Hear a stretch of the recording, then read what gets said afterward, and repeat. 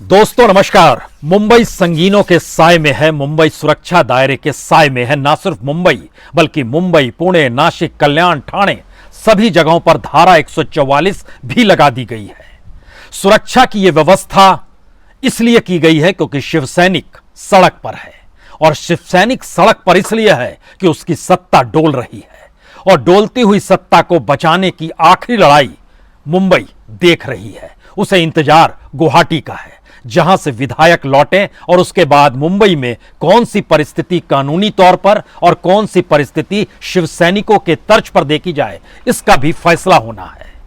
तो क्या वाकई महाराष्ट्र की सत्ता और उसकी सियासत का जो रंग इस वक्त मुंबई में नजर आ रहा है, यह किसी बॉलीवुड की फिल्म को भी पीछे छोड़ देता है, या एक नई परिस्थिति इस देश के भीतर में सत्ता पाने और सत्ता बिगाड़ने को लेकर शुरू हो चली है, जिसमें राष्ट्रीय पॉलिटिकल पार्टी का भी योगदान कम नहीं है।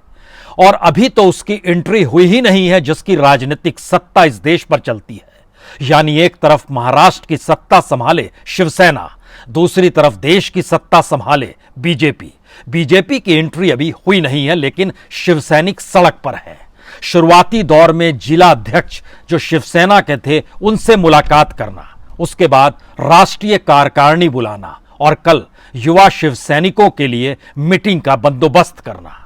इन सब के बीच सड़क पर भी फैसले होते हैं, इस बयान को भी जारी करना। और बात सड़क से निकलते निकलते जब बात तक चली गई और शिवसेना प्रमुख उद्धव ठाकरे ने इस बात का ऐलान कर दिया कि उनके बाप के नाम पर कोई वोट ना मांगे, तो संकेत साफ है। गुवाहाटी से जो बात निकली उसके लिए अब मुंबई तैयार हो चली है, और मुंबई की तैयारी का मतलब शिवसेना के पुराने अंदाज में लौटना तो नहीं है। इससे पहले कभी भी शिवसैनिक या कहें शिवसेना प्रमुख वर्षा में नहीं बैठे। वर्षा जो सीएम हाउस है, पहली बार बैठे, और उसके बाद जब वो मातोश्री लौटे हैं तो 72 घंटे उसमें भी हो चले हैं, और इस 72 घंटे के भीतर मातोश्री अपनी ताकत को महसूस कर रहा है शिवसैनिकों के जरिए, राजनीतिक सत्ता के जरिए नहीं।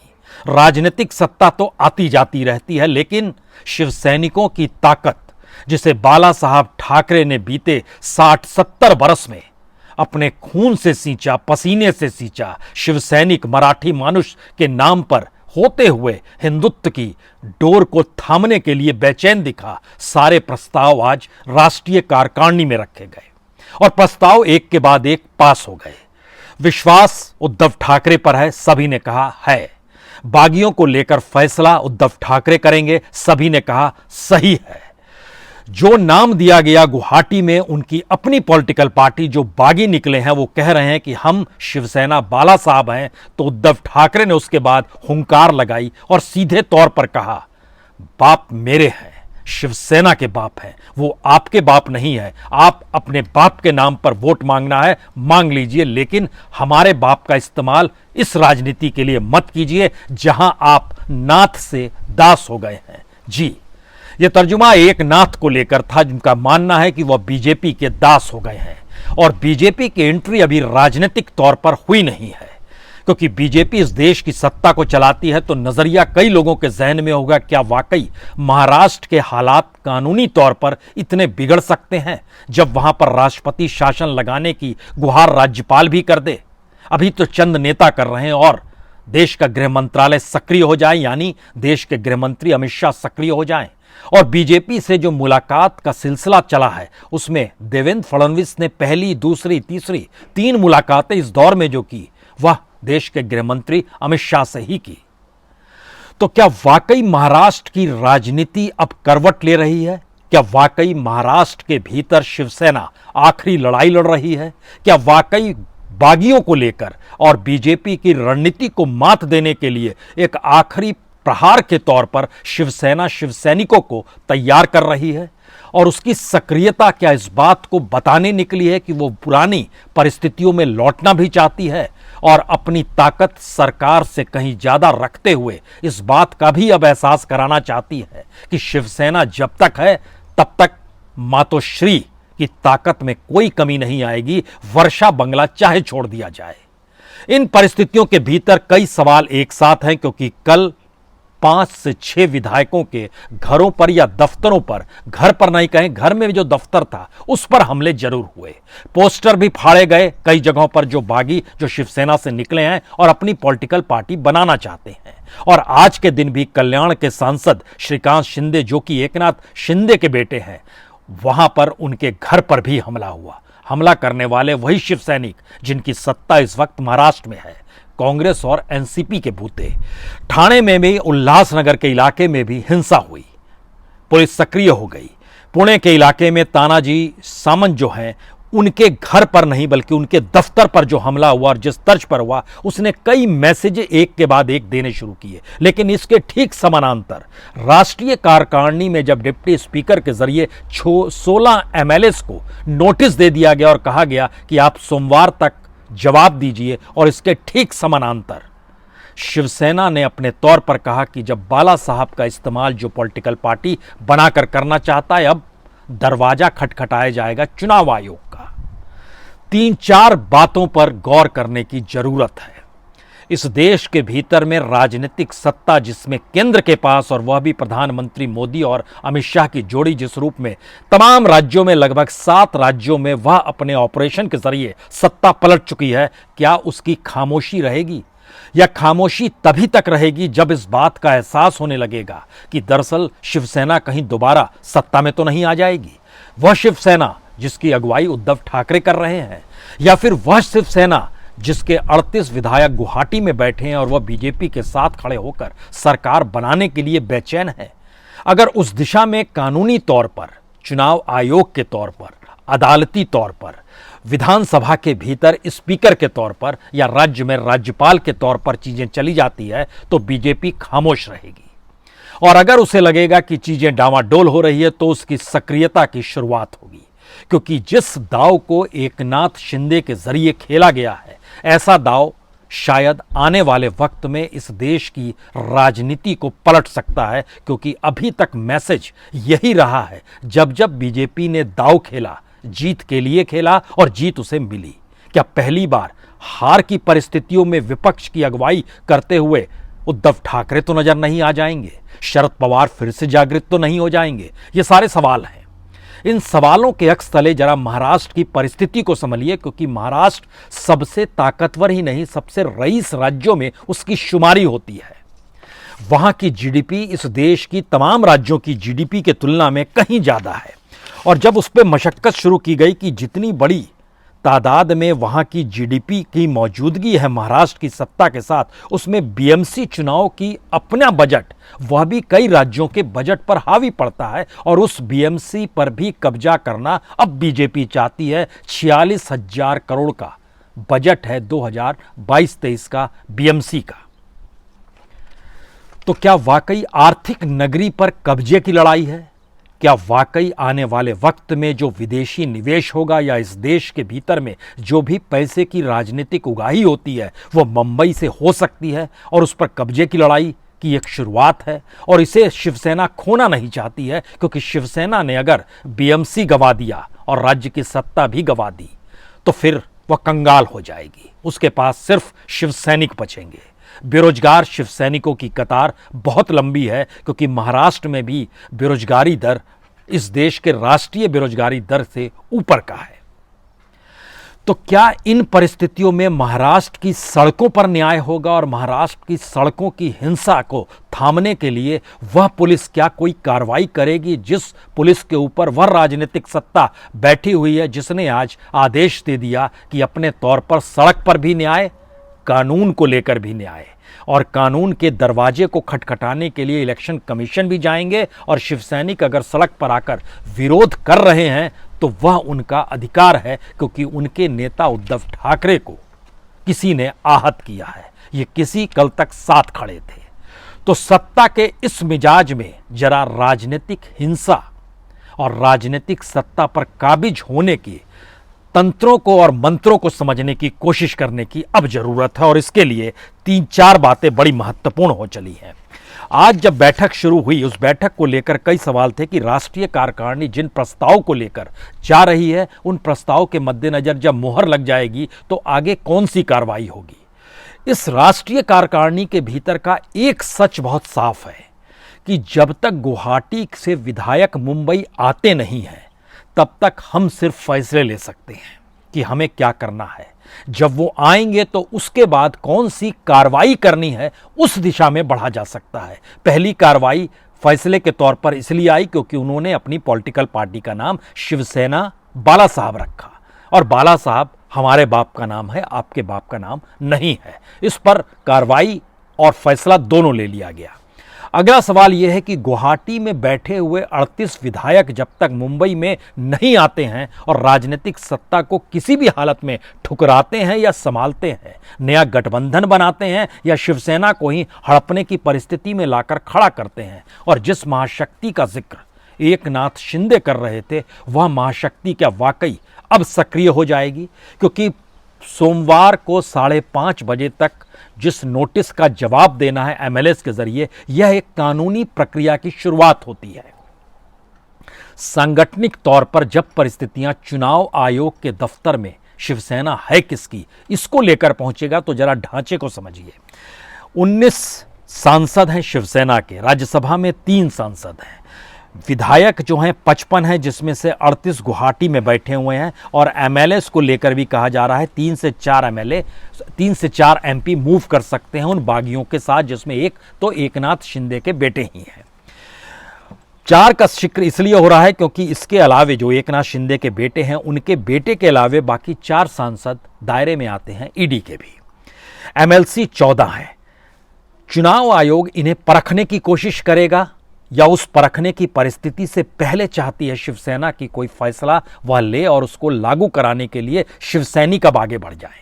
क्या ये बात है? क्योंकि इनकी अपनी हायरार्की जो होती है संगठन की, उसमें सबसे ऊपर उद्धव ठाकरे, फिर आदित्य ठाकरे, और उसके बाद 19 नेताओं की फहरिस्त है। 19 नेताओं की फहरिस्त का मतलब है इसमें सांसद और विधायक शामिल किए जाते हैं, 19 एमपीज को शामिल किया जाता है जो सांसद हैं। उसके बाद 32 डिप्टी लीडर बनाए जाते हैं, जिसमें कुछ विधायक भी होते हैं और कुछ संगठन संभालने वाले लोग भी होते हैं। 5 सेक्रेटरी होते हैं और 11 स्पोक्स पर्सन होते हैं, जिनकी एक महत्ता दी जाती है, और यह एक पूरा संगठन का ढांचा होता है। इसके अलावे अलग अलग जगहों पर कॉरपोरेटर्स की मौजूदगी होती है, जिला अध्यक्षों की मौजूदगी होती है, और जिस तरीके से शाखा प्रमुख होता है उसकी भी मौजूदगी होती है। इलेक्शन कमीशन कितना भी वक्त ले सकता है ये तय करने में कि शिवसेना किसकी होगी। लेकिन अगला सवाल फिर जहन में, इलेक्शन कमीशन क्या इस देश की राजनीतिक सत्ता के इशारे पर चलेगा और फैसला तुरंत दे देगा, या फिर जिस तीर और धनुष का जिक्र है सिंबल के तौर पर, उसको वो जब्त कर लेगा और कहेगा कि अब हर कोई चुनाव अपने अलग सिंबल पे लड़े, तो यह बीजेपी की पहली जीत होगी, क्योंकि शिवसेना के सिंबल को वहां के वोटर बाखूबी पहचानते हैं, जो खास तौर से मुंबई समेत पश्चिमी महाराष्ट्र का इलाका है, वहां पर वो बाखूबी जानते हैं। लेकिन जैसे ही सिंबल चेंज होगा चीजें बदल जाएगी। इस स्थिति तक ना पहुंचे अब शिवसेना को समझ में आया या उद्धव ठाकरे को समझ में आया, इसीलिए बीते 72 घंटों में उनकी बॉडी लैंग्वेज बदली, उनके भाषण के तरीके बदले, उनके शब्द बदल गए, उनकी चेतावनी के तौर तरीके बदले, और फैसले लेने की परिस्थिति में उन्होंने खुद को लाकर खड़ा कर दिया। अब यहां पर अगला सवाल, क्या वाकई ऐसी परिस्थिति में शिवसेना आकर खड़ी हो गई है जहां पर उसको अपने पुराने रुतबे में लौटना पड़ेगा, जिस शिवसेना की पहचान महाराष्ट्र के भीतर थी, और कमोवेश जिसका जिक्र अपने तौर पर बार बार बाला साहब कहा करते थे कि चाहे वो मवाली हो चाहे कोई भी हो, उसे शिवसेना को ही संभालना है, और चाहे वो किसी भी रूप में पूरे महाराष्ट्र के भीतर में जो भी लोग हों वो सभी शिवसैनिक हों और वो मराठी मानुष हों। इसीलिए 2 प्रस्ताव जो आज नेशनल एग्जीक्यूटिव में पास किए गए वह बड़े सिंबॉलिक हैं। मराठी मानुष या मराठी अस्मिता का सवाल, यह एक ऐसी परिस्थिति है जबकि लगातार उत्तर भारतीयों के साथ जोड़ने का प्रयास शिवसेना कर रही थी, लेकिन मराठी अस्मिता को जोड़कर उन्होंने 1-2 संकेत साफ दिए। एक, मराठा लॉबी जो पूरी की पूरी महाराष्ट्र में है, चूंकि शरद पवार भी अब साथ आकर खड़े हैं, तो उस मराठे अस्मिता को उस बागी गुट से अलग खड़ा कर दिया जाए, यानी मराठी अस्मिता हमारे साथ है, आपके साथ नहीं है, आप जिनके साथ गए हैं वह गुजराती हैं। यह मैसेज देने की एक कोशिश है। दूसरा इसके साथ सवाल है कि मराठी अस्मिता के नाम पर अभी भी महाराष्ट्र के भीतर ना सिर्फ राजनीति साधी जा सकती है, बल्कि एक बड़ा वोट बैंक तैयार किया जा सकता है, जिसका सन ऑफ सॉइल का जिक्र करते हुए महाराष्ट्र नवनिर्माण सेना जब राज ठाकरे ने बनाई थी तो उसने इसी का इस्तेमाल किया था और शुरुआती दौर में सफलता भी मिली। ये अलग मसला है कि धीरे धीरे उनकी पॉलिटिकल पार्टी कमजोर होती गई, एमएलए के तौर पर भी, कॉरपोरेटर के तौर पर भी, लेकिन शुरुआती दौर में वह एक ताकत के साथ उभरे थे। वजह मराठी अस्मिता थी। दूसरा सवाल है हिंदुत्व को लेकर। हिंदुत्व का साथ नहीं छोड़ेंगे क्योंकि राजनीतिक तौर पर महाराष्ट्र का अपना वोट बैंक बीजेपी और शिवसेना के बीच जो बटा हुआ है, सही मायने में वह एक ही वोट बैंक है। उसमें कोई बहुत भिन्नता नहीं है, क्योंकि महाराष्ट्र में बीजेपी के नेता उसी परिस्थितियों से निकलते हैं जिन परिस्थितियों से शिवसेना के नेता बने और निकले हैं। ब्राह्मणों को लेकर, दलितों को लेकर, राजपूतों को लेकर और दूसरी तरफ बाकी जातियों को लेकर या ओबीसी का सवाल जो इस दौर में निकल कर आता है, इन सवालों के दायरे में जब आप टटोलना शुरू करेंगे तो बीजेपी ने अपने आप को उस ब्राह्मण एस्पेक्ट से अलग किया है, जो कि ब्राह्मण एस्पेक्ट लगातार आरएसएस ढोता रहा। कोकणस्थ ब्राह्मणों को लेकर उसने जो प्रभाव पूरे महाराष्ट्र और पूरे देश में बनाया, उसको एक लिहाज से बीजेपी महाराष्ट्र ने पल्ला झाड़ लिया, क्योंकि केंद्र ने भी पल्ला झाड़ लिया। राजनीतिक तौर पर चुनावी जीत के लिए जो वोट बैंक चाहिए उसमें हिंदुत्व का एस्पेक्ट जरूर रहना चाहिए। इसीलिए आज जब पास किया गया, वहां पर प्रस्ताव जो पास किया गया उसमें हिंदुत्व और मराठी अस्मिता खास तौर से शब्द का इस्तेमाल किया गया। शिवसेना तीन चीजों को चाहती है। शिवसेना चाहती नहीं है कि किसी भी हालत में कानूनी पचड़े तक चीजें जाए। शिवसेना इससे बचना चाहती है। इससे बचने के लिए दूसरा विकल्प उसके सामने है, शिवसैनिकों का सक्रिय होना। और चूंकि जब तक महाराष्ट्र में उनकी सत्ता है तब तक पुलिस कानून व्यवस्था उनके हिसाब से चलेगी, इस बात को वो जानते हैं।